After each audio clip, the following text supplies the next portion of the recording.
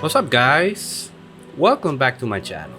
And today we're upgrading this old HP Probook 650 laptop from an old sluggish mechanical hard drive to an SSD drive from Samsung. And along the way, we're installing Windows 10 21H2 from a USB drive. So let's get started.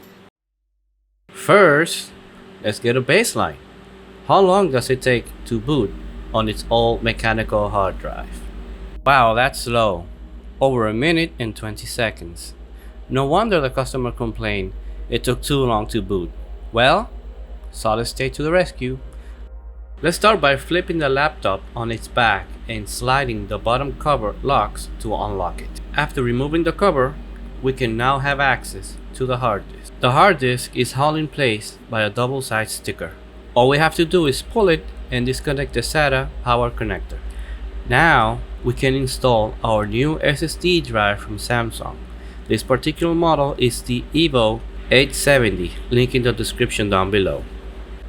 The double-sided tape still has glue, so there's no need to replace it. Finally, we can install our bottom cover and we can start installing Windows 10 21H2 from the USB drive. If you guys don't know how to create a USB bootable drive for Windows 10 using Rufus, link to that video in the description down below. After inserting the USB drive, we have to tell the BIOS to boot from the device.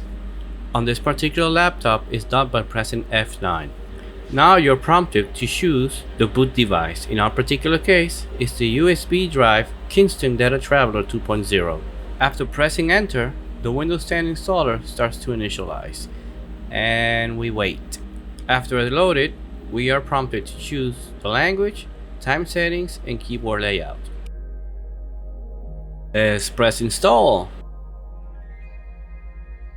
And we are prompted for a product key. In this case, we don't have a product key.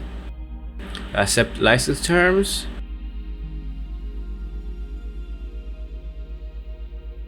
Let's click next. Custom install, new partition, full size. In this case, gonna use the entire hard disk, and we click next. Now Windows is copying the files to our new hard disk. This is actually done fairly quickly because we're using an SSD drive, and we restart. Starts to install devices. It's getting ready. And now we are prompted to choose where our region is. In this case, we're going to leave it default to United States. Choose our US keyboard. We're going to skip another keyboard. I'm not going to connect to the internet right now.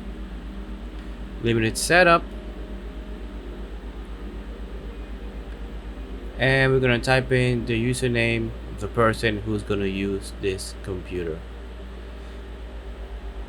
It's actually better to do it this way than connect the computer to the internet, because then you're going to have to go through the wizard and it takes a long time.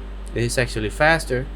And now you're prompted for 3 security questions. Fill those 3.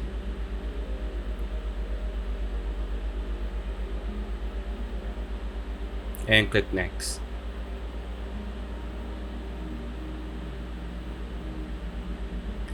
They should make it easier. Keep defaults.